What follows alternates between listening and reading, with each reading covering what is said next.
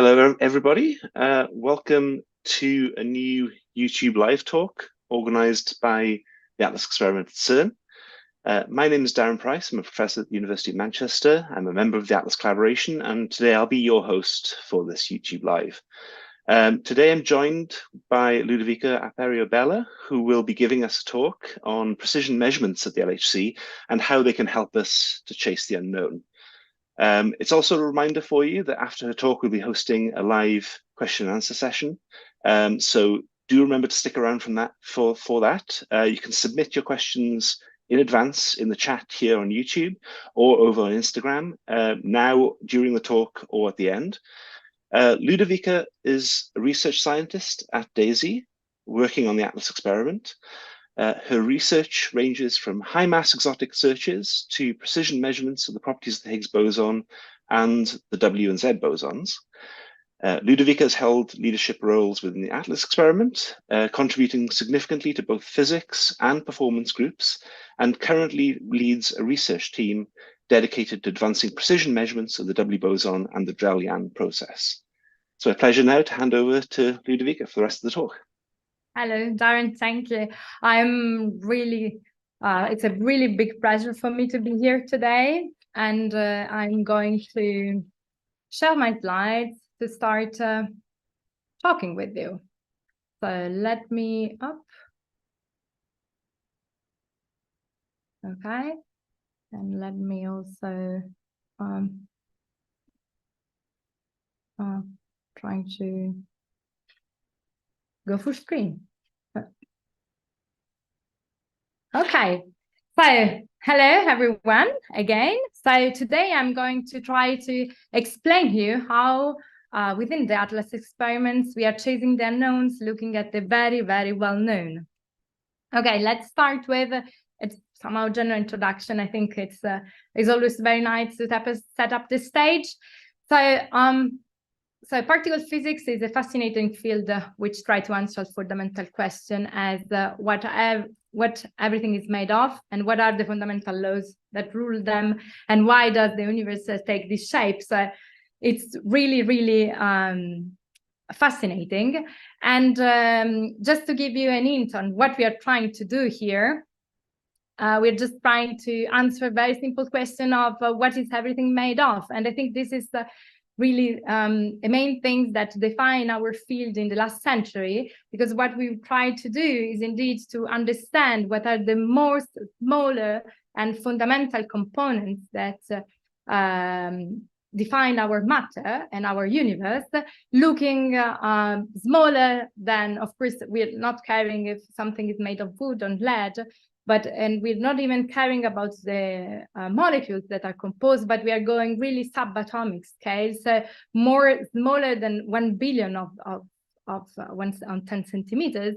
And we are looking at the components that create the atoms and also things that are smaller, that's components, the components of the nuclei, so the protons and nucleons, and we are really looking at the fundamental particles that compose them.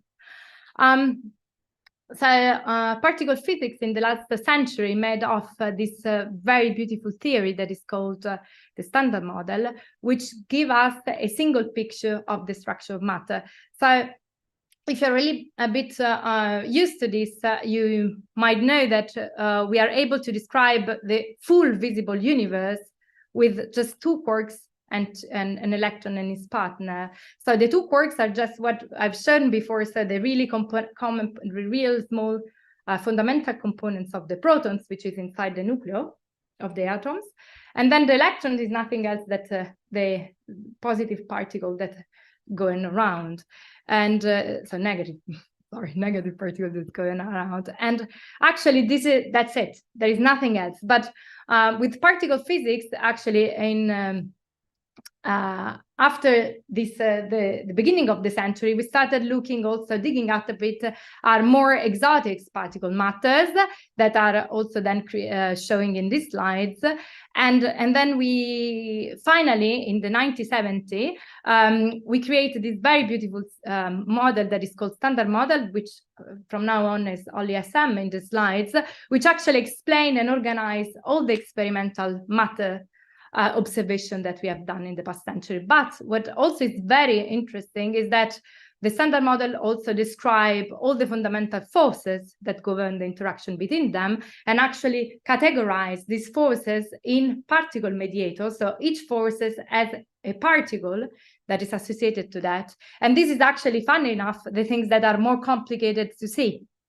But if we start with the photons, I would say that this was something that is the oldest particle. Of course, this is the mediator, the photon is the mediator of the electromagnetic forces. And actually, at the beginning of the 19th century, the theory around this particle was built and nothing really special was needed. But already to discover the gluons, which are the mediator of the forces that keep the quarks together within the protons, this is also, we need a particle accelerator to actually manage to discover it, so to reproduce it.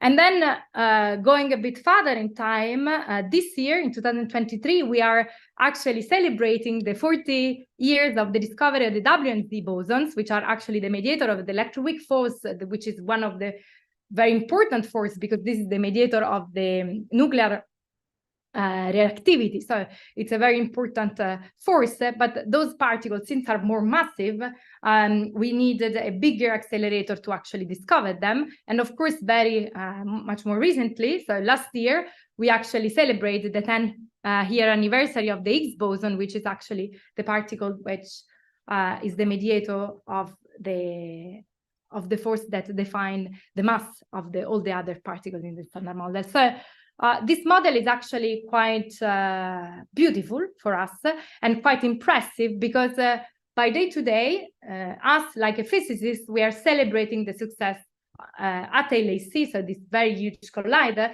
the success of this model.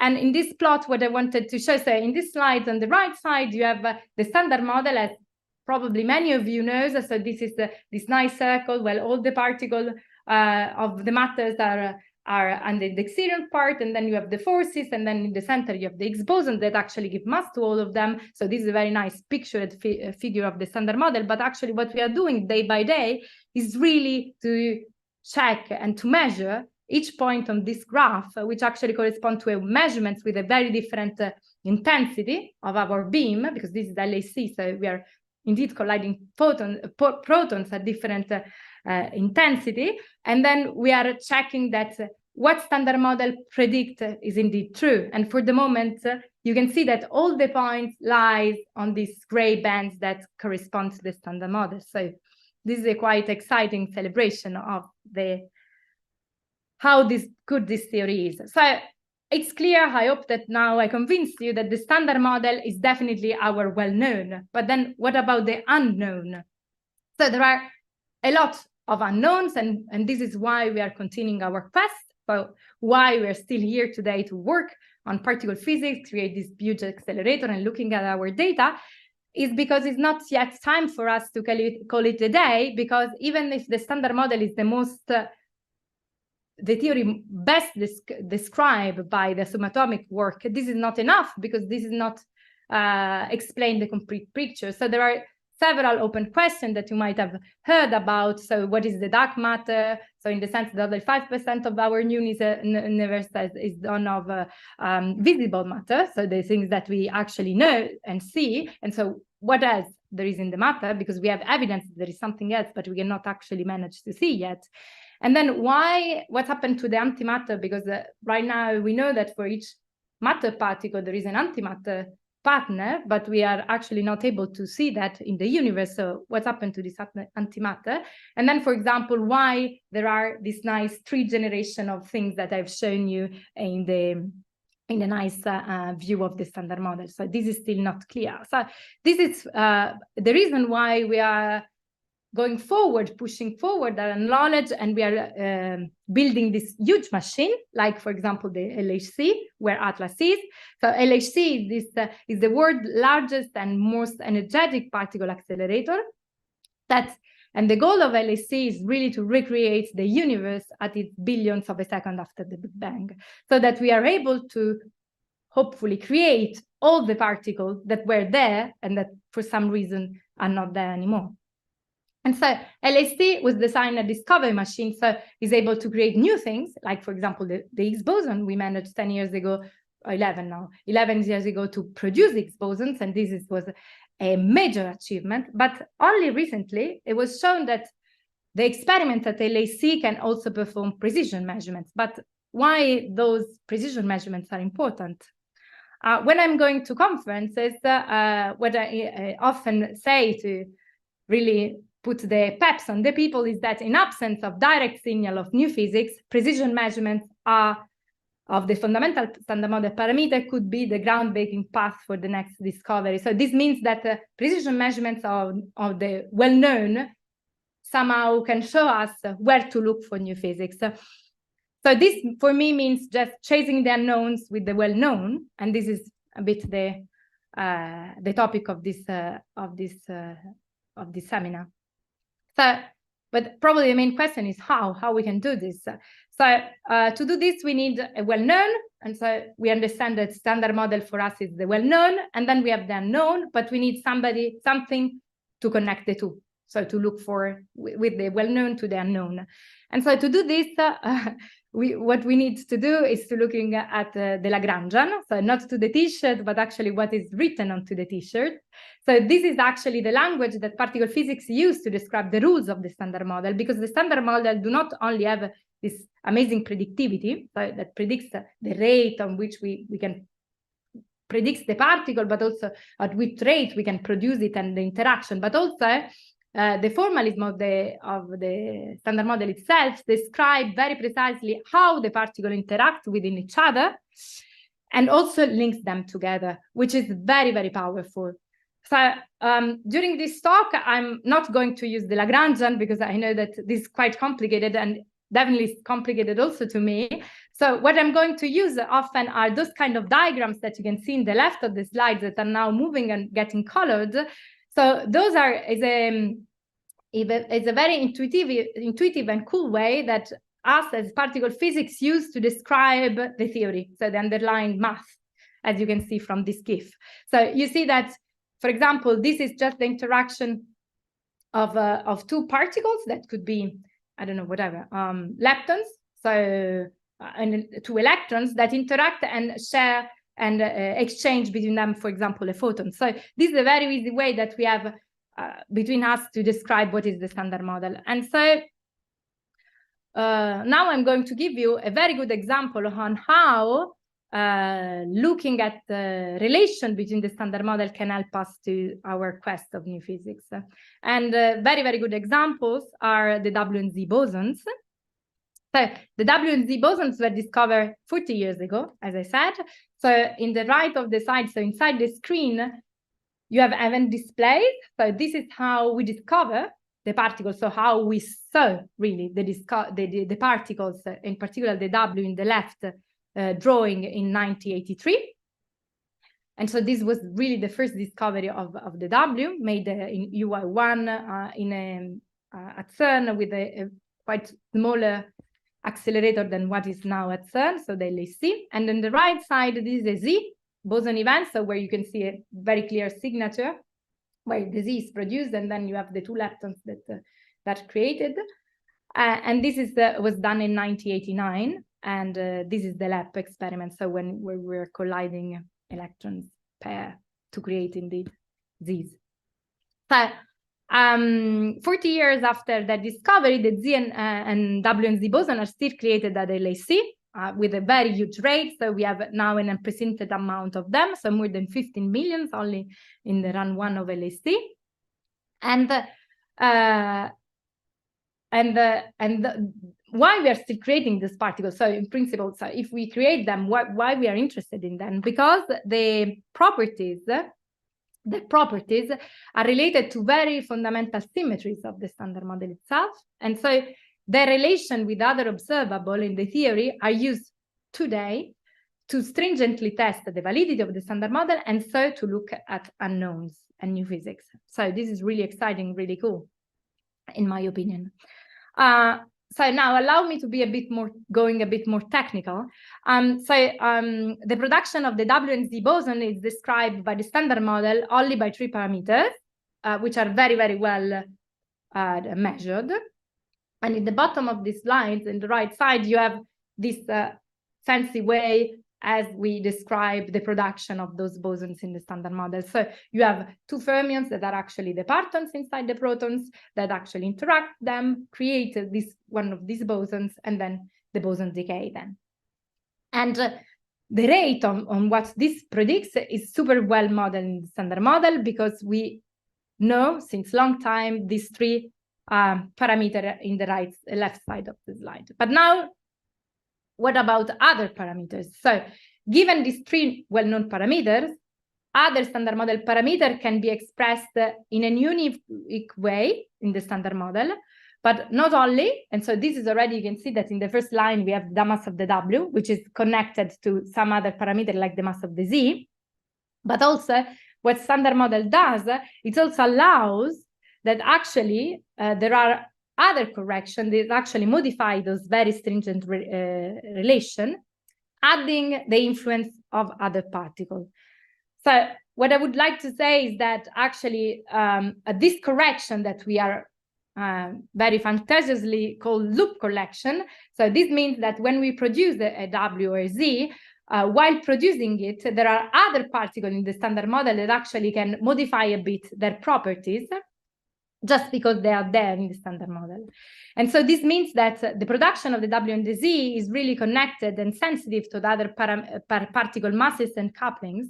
And this is a very powerful idea if you think about, because this means that, for example, the mass of the W, which is one of the standard model fundamental parameter, is not related only on the W itself, but also is related on the presence of other particles that you can see in the drawing in the bottom of the slide. So it is not really that there is only the W that contributes to its mass, but also because there are other particles in standard model that are there. And so for that reason that the mass is like this. So this is a very powerful tool, if you think about it, because this means that measuring something of one particle, you can predict something else for another. And so, for example, the relation between the W-boson and the top quark, for example, top quark is the last quark that we discover, because it's very massive, it's very heavy. And so on the screen again here on the right, you have a plot that actually has 40 years, because this is a plot that corresponds to the discovery of the W and the Z particle by UA1 and UA2 experiment. And you see that the point on the right, which corresponds to the mass of the W, set very stringent limits. So thanks to the measure of the mass of the W at that time, so 10 years before the first observation of the top, thanks to only the measurements of the W, we knew that the top mass would have been between this range that is in pink in the plot. And then, amazingly enough, 10 years after this, when we first observed the top, we saw that his mass was exactly within this range. And this was not only the first things. The other thing that it's very easy to quote is indeed the relation between the W mass and the Higgs mass, for example.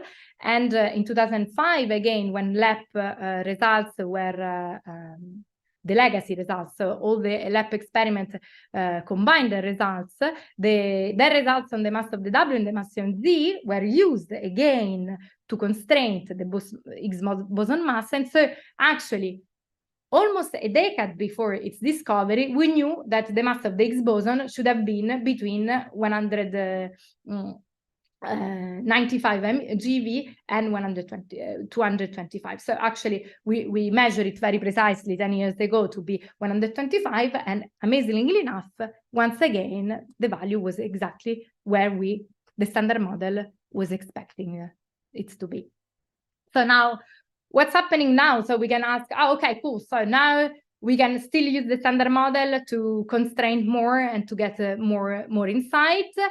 This is more tricky because the mass of the Higgs and the mass of the top are really free parameter of the standard model. This means that without our observation, the standard model itself cannot precisely determine those parameters. But now that we can actually measure it, you can see in this plot that the points which correspond to the measurements are much more precise in the sense that have a very small uncertainty with respect to the band that corresponds to and indirect determination. This also have a consequence.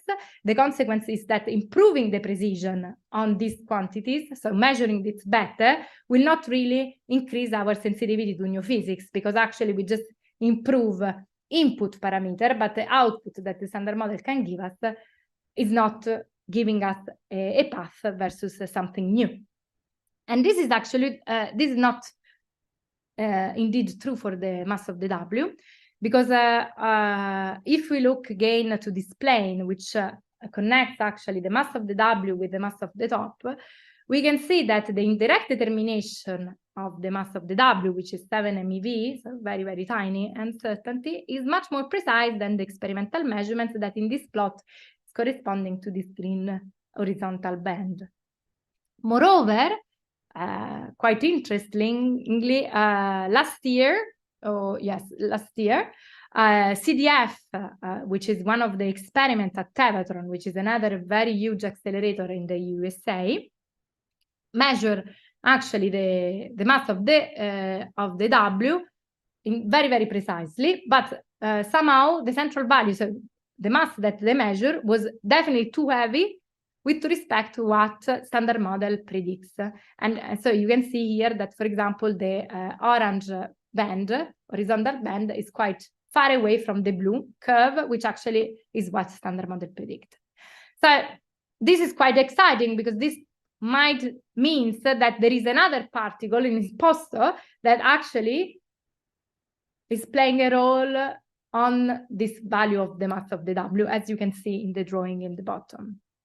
And so what Atlas, so the answer about this, so what happened in Atlas, so then we tried to do measurements to try to understand if what CDS said is something that we also experimentally see or not, because redundancy in physics is always very important.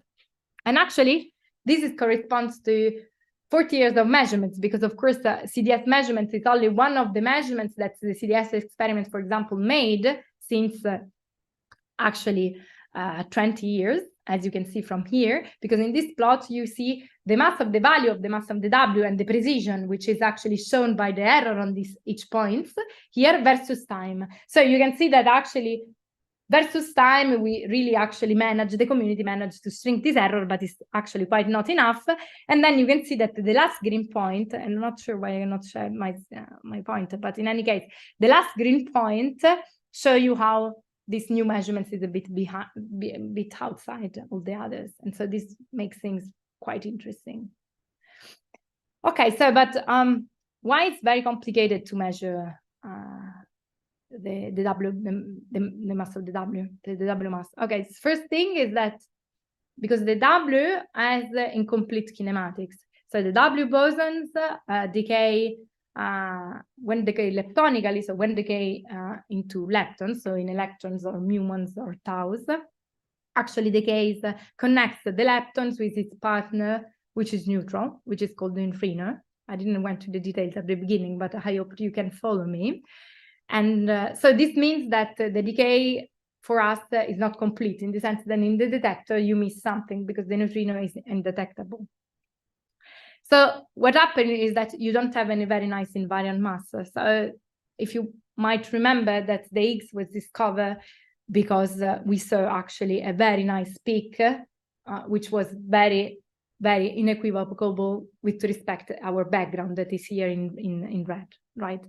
And so this is was something that was seen very clearly in the Higgs when we discovered the Higgs. However, for the W, it is not possible because there is the neutrino which escape the detection. But actually, we can see something, and this is quite unique signature because we do have only one electron and one muons in the detector. So this is what we see. So here in this sketch, you see that we produce a W in the center of the detector, and then we get one electrons or one muons, for example, and we can measure very well the kinematics. And then we can also measure the sum of everything else, because thanks to the conservation law of particle physics detector, we know that we can use the measurements of everything visible to insert the missing information on the invisible. And in this way, we can reconstruct the PT miss, so the missing transverse momentum from the neutrino, so if you want the missing neutrino kinematics, and then compute somehow an invariant mass, which is not really as nice as the invariant mass of two visible particles, but it's good enough to measure something. Of course, on top of this, in real collision events at LHC, there is a lot of pileup. And pileup for us is a proxy of noise. So in the sense that at LHC, we are colliding protons, but we are not just colliding one proton against another protons, but we are colliding bunches, plenty of protons. And therefore, each collision, we create a lot of different collisions. And so we need to be very, very good to select the interesting collisions, because we have a lot of noise, as you can see from this event display. But again, here you can see a real event of a W boson created in Atlas, where you can clearly see, hopefully you can recognize in pink on the left, an electron, a trax associated with some energy deposition in the calorimeter that here is in green, and with the red arrows, just whatever is missing in the detector. So then how we measure the mass? So we need to find observable that are sensitive to the weights, so to the weights of the W of the mass. And so if there was a Z boson, of course, we can use the invariant mass, so this very nice peak, but instead we don't have this for the W. So we are using two other, anyway, interesting kinematic variable. The first one is probably I can, yes. Yes. Cool. Okay. The first one, right now I don't know how to. Oh, sorry. No. So the first one is just the transverse mass, and the second one is the this dpt of the leptons, and thanks to this, we can actually look for actually variation. So how we, at the end, we measure the mass. So it's exactly like in the scale. So we have what we want to measure, and then we put more and more weights until the in the measuring screen, we have a perfect agreement. And exactly this is what we do with particle physics. The thing is that we are doing this with, we need a very, very nice precision to do this. Otherwise, we cannot see differences between different scales. Okay. So now I don't, sorry. I stopped shared. Let me start again.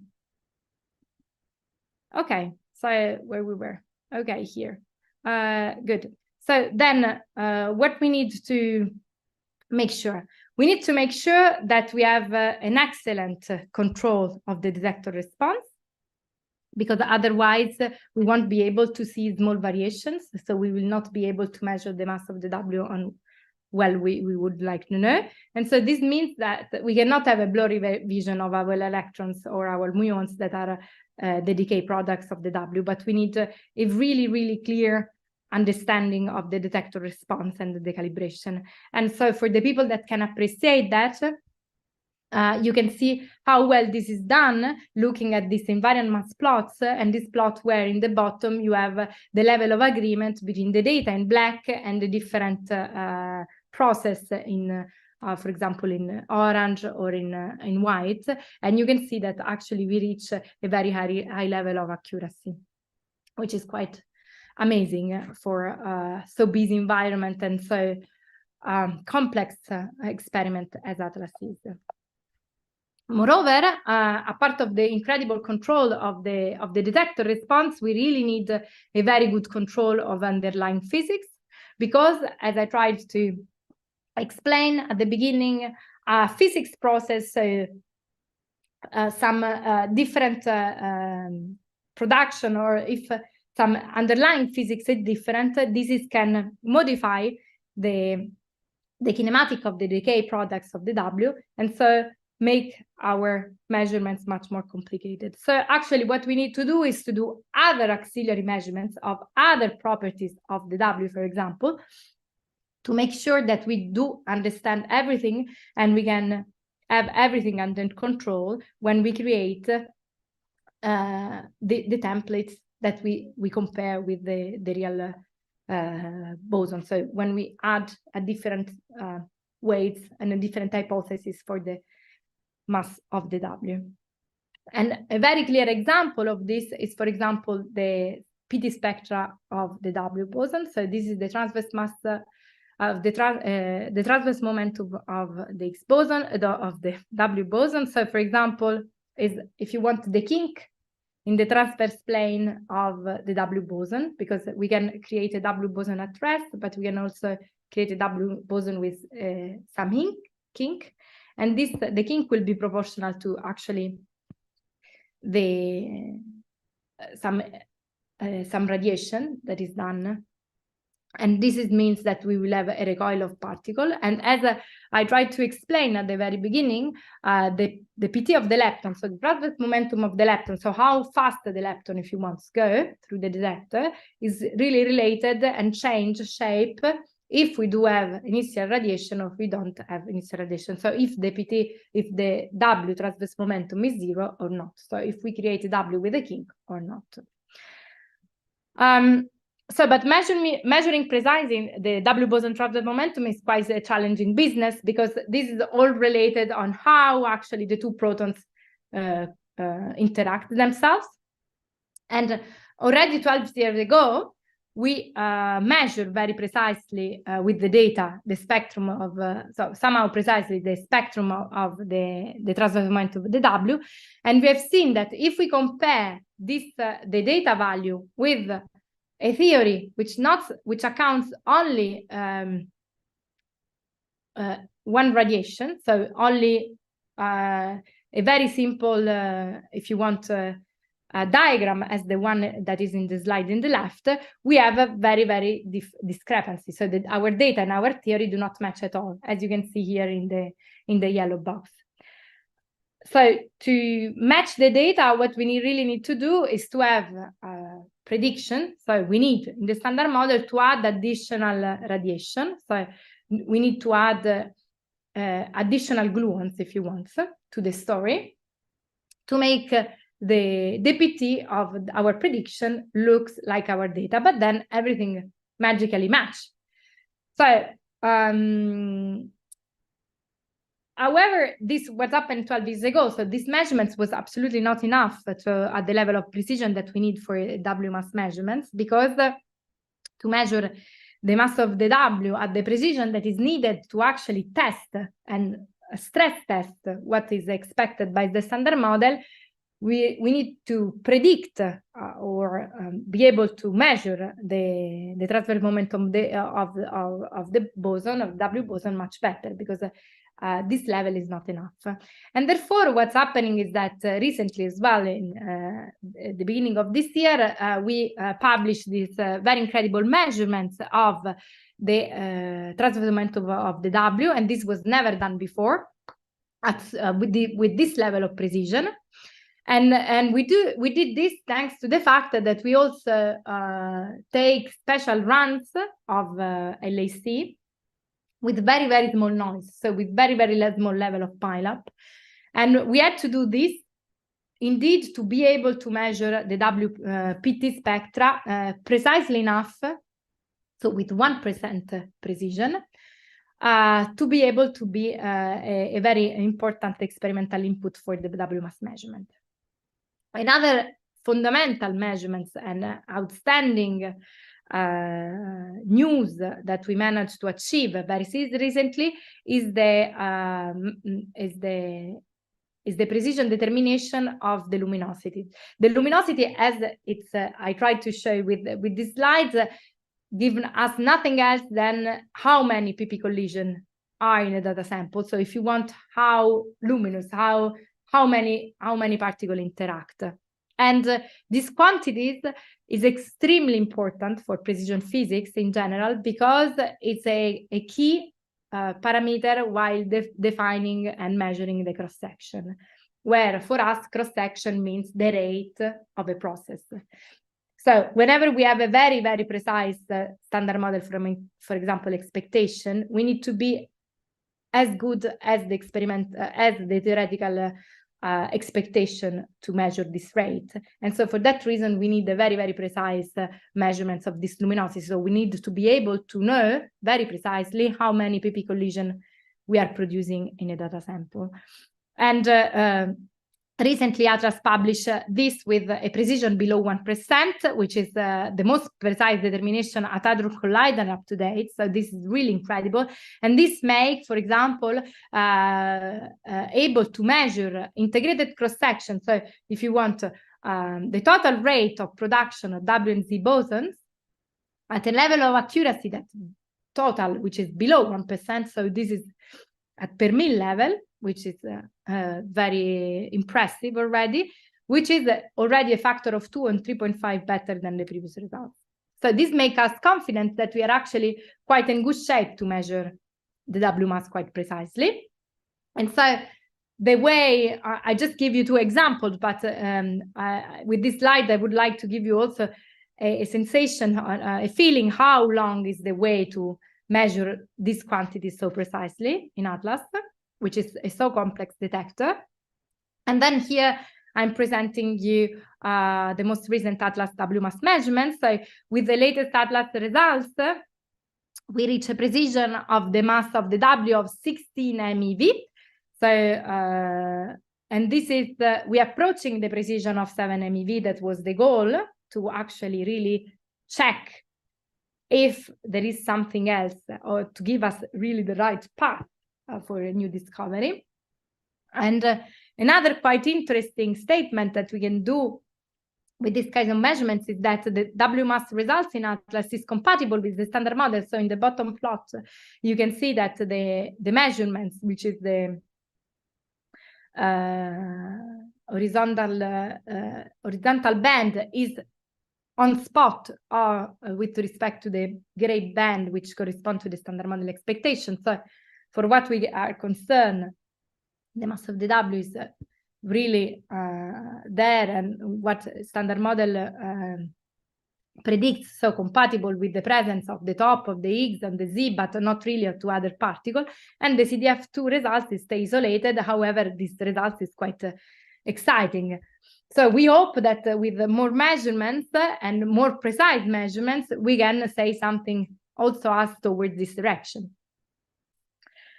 So coming back to the statement that in absence of direct signal for new physics, precision measurements of fundamental standard model parameters can give us some direction, help us to direct us towards the new physics. Another very impressive example that I would like to bring here and discuss with you is the idea of the grand unified theory. So I'm not sure if all of you are used to this, but for us, particle physics, we have this grandiose ideas that any model in particle physics will merge at certain points towards a single and unified great theory at the very, very beginning of time, so at the Big Bang. So this means at very, very high energy, because beginning of times corresponds to high energy.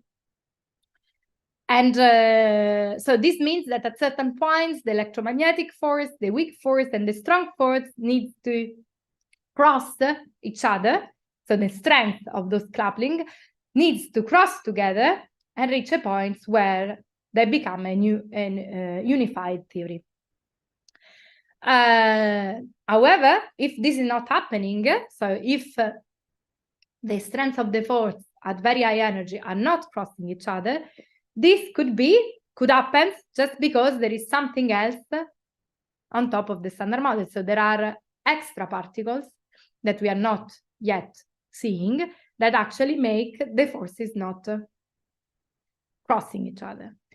So how do we verify this? Actually, we verify this actually measuring very precisely the running, as we call it, of the different strengths of the forces.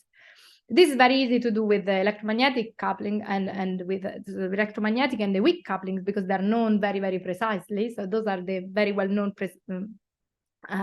precise parameters that I show you at the very beginning. But actually, the strong force is really the least known fundamental of the force of the nature. And this is so measuring this very precisely can give us hint if somehow this unification at very high energy is not going to happen. So, so as I said, the alpha strong is the strong coupling. So the coupling of the strong force, which is actually mediated by the gluons, which is actually the particle which keep the quarks together into the proton, is a fundamental parameter of the Standard Model, and is the last known fundamental force of nature. Because as you can see from what is written again in the screen, you have the electromagnetism that is the best known, then you have the weak, then you have the gravity that is even better known than the strong, and then the strong force. So at LAC it's quite important now to focus and try to experimentally measure this force better. And how actually we do this? Somehow the strength of the force is done looking at the mediator, so looking at the gluons. So we already seen when I was talking about the transverse moment of the W, that the transverse moment of the W, so the kick that the W has in the detector, is due to the emission of the gluon by the proton themselves. And so actually here in this very new measurement that is quite innovative and is quite recent, we use this fundamental concept that in the PP collision, for example, for Z boson, where actually the PT spectra is much easier to measure because we have complete kinematics, because we can reconstruct the boson of the lepton, the boost of the boson in the transverse plane is strongly related to the radiation emitted by the incoming quarks and so from the gluons. So if you want, the baseline idea is that indeed the spectra of the Z is really connected to the gluon, so the strong force, and so we can measure it. So actually to do this, we are also introducing a very innovative experimental method with actually exploit some power properties of the Standard Model to actually close the holes that detector selection, experimental selection create into the spectra, the reconstruction of the kinematic of the leptons. And so thanks to this, we are managing to measure for the first time the transverse momentum cross-section of the Z boson in the full lepton space. So this means in the full coverage of the detector. And this is an enable of usage of very, very up-to-date and very high, most state-of-the-art theory, which allows us to measure the strong constant.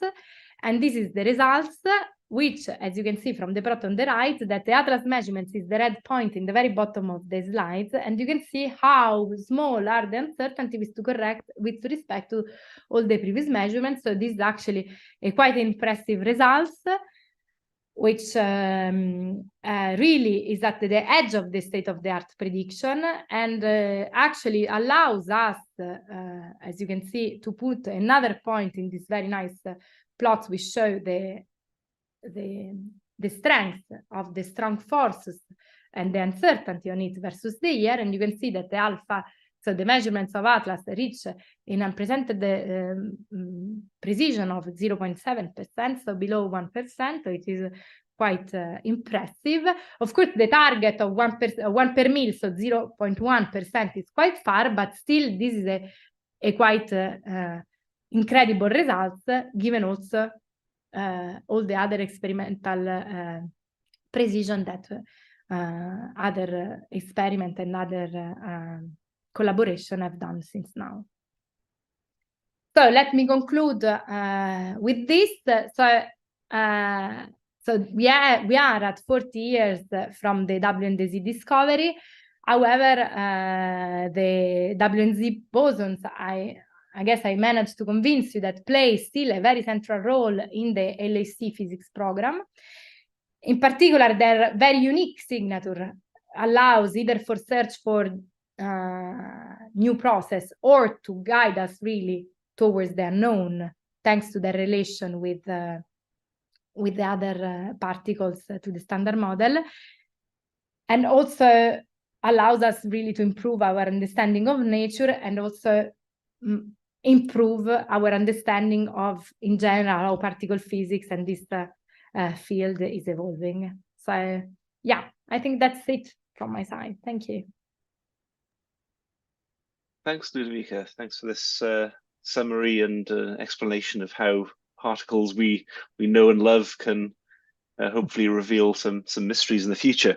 So I think you can stop sharing your slides for now as we move to the question and answer session. So we have had some questions on YouTube and Instagram so far, but there's still time if people have some burning questions about things that came up during the talk or related to put them in the chat. But we'll make a start with some of the questions that we've already received. And then, of course, Ludovica, if you need to show something from your slides to answer these, feel free to share your slides again. So the first question we have is, why is the W transverse momentum so important? You mentioned that quite a lot in your talk, and not some other quantity like the total momentum. So, okay, the total momentum, unfortunately, so we cannot really measure it. So we can measure the momentum of the boson, so the kick in the detector, all in the transverse plane, because we are missing the kinematic, and this is what we are seeing. But if you want, the concept is the same. It's very important because the physics behind the production of the W, so in particular the fact that a proton can radiate gluons, for example, this is actually modify the observable that we use to extract the mass. Because the modeling in extraction of the mass on the W is so important because we are really missing a piece of information. So we need to use the visible to insert what is invisible. And so everything matters. So everything that can change slightly the visible in a way that is not 100% under control can actually bias our measurement, because bias how we infer the non-visible values into the measurements itself. So it's quite an important piece of information, and it's also I decided to pick it because it's quite challenging at LHC. So it's quite unique what we did. Okay, thanks. We have another question. So you mainly talked about proton collisions. Do you do standard model measurements colliding other particles other than protons? So actually, yes. So it's quite incredible. But for example, ALICE, which is one of the 4 experiments at LHC, which is mostly interested in lead-lead collisions. So we are not colliding protons, but we are colliding atoms, which are very, very, very heavy. So they have a lot of, but much more heavy. And indeed, also ALICE collaboration can produce Z-bosons. So, and it can actually check that the production of electroweak boson, so Z-boson in lead-lead collision, is look like the same as in proton-proton collision, so that the electroweak, so the standard model parts is not changed just because we are colliding other or heavier particles. Okay. I think towards the end of this comment relates to the end of your talk. You talked about, well, the question is, does the universe need to be described by a single unified theory or force? You were discussing this towards the end of your talk. Couldn't there just be 2 or more forces present in the universe, and there's no reason for them to be unified? Yes, indeed, this is a good question. Yes, but actually the running, so our forces actually go towards, they run towards the same point. So we actually see this. So this means that the electroweak, the electromagnetic force, the electroweak force, they are really, while we are going higher and higher in energy, their strengths are tending to go closer together. So the idea is that what we are trying to check is that going towards much more energy, so really at the beginning of time, if this force is going to really cross each other or not. So this is what we are trying to see. So, and if it's not, why they're not? because there is something else. Because in principle is the naturalness. So we call naturalness. So naturally, from what we know and from the beauty of the standard model itself and how it's really, so the evolution of the standard model in its current development is really to make them to be unique force at the very, very high scale. Yeah, so it's less that there could be 2 or 3 completely different forces, but we see that they're either one force or very, very, very similar behaving multiple forces. So that's okay, great. So next question we have is, why is the standard model considered successful if it can't describe so much of the universe? Because the standard model covers 1 century of measurements that, of course, I didn't have time to go through, but it's really incredible how standard model managed to explain every single experimental signature that we have seen in 1 century. Also the Higgs boson. So the Higgs boson was predicted, and then we found them exactly where it was supposed to be, the same way as the DESY and the W-boson. So the standard model, as it was designed in the 70s, describe W and Z boson exactly where we discovered it in the 80s. So this is so whatever we are seeing now in the LHC, so in the LHC physics program is huge and vast, and we are looking at everything, rare decays, very, very exotic mixture of bosons, and everything is consistent with the standard model tell us. So this is amazing. Yeah, there's a lot out there to measure, there's a lot out there to discover. Yeah, we still didn't see yet, so yeah. Okay. Whatever we can think of is predicted, unfortunately, but probably we'll be lucky sometime. So next question is, are measurements just going to get more precise with higher luminosity? Hopefully, yes. But this only if we advance on the theory and the experimental side. So this means that we need to continue studies, because if we stop studies, stop understanding our detectors, stop understanding our theory, this will not get better.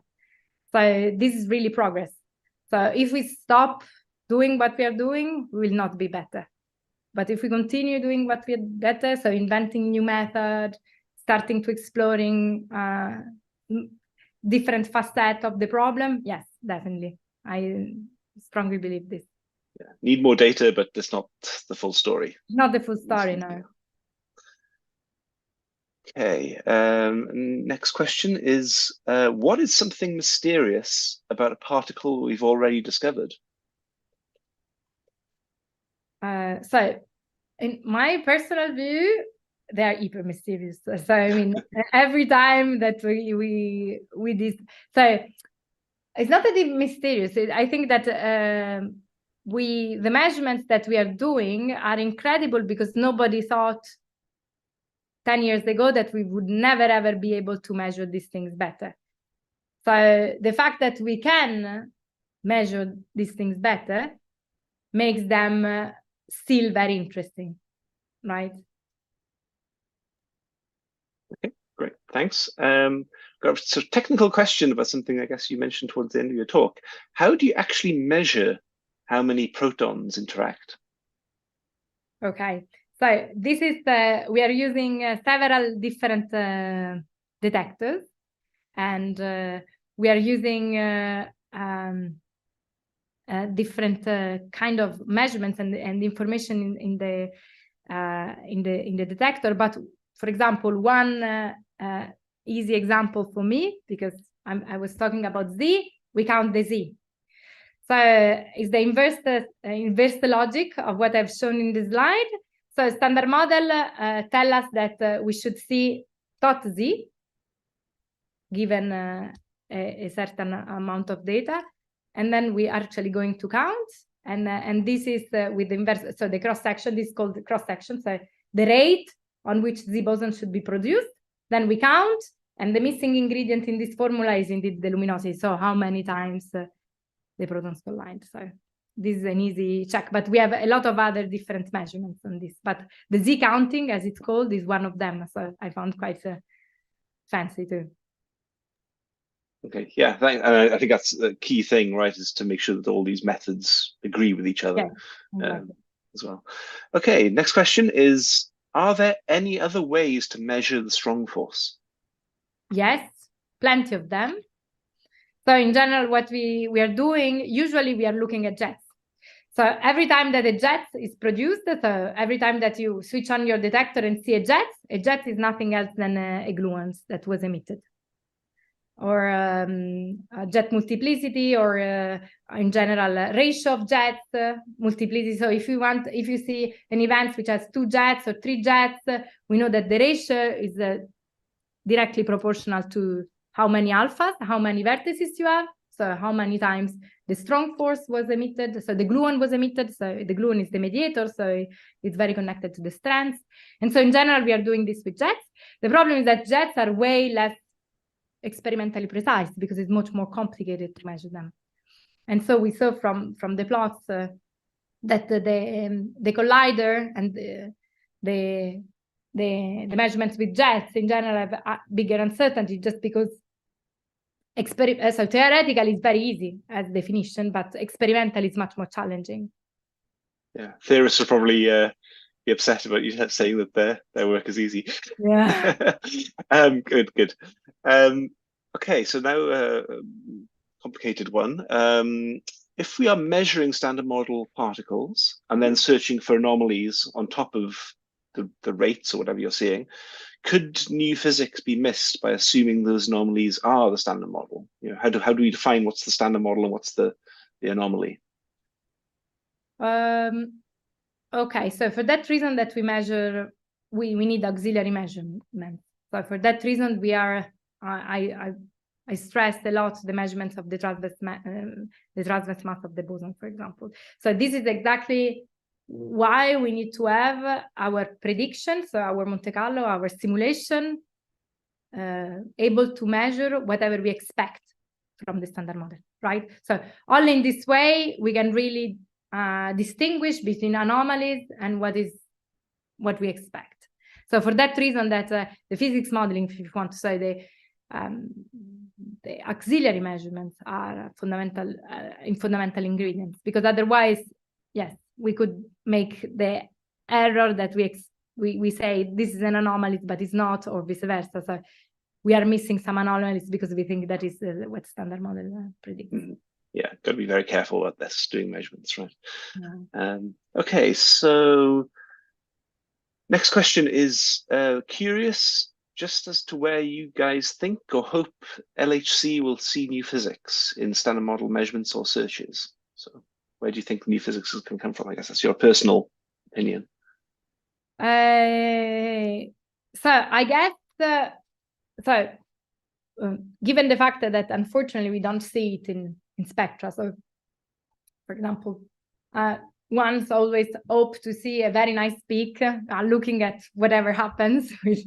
We open one day Atlas and we see just a nice peak appearing somewhere at a very specific mass, and we can say, oh, wow, this is a new particle. But okay, this never happens, or at least not at the energies frontier that we can probe right now.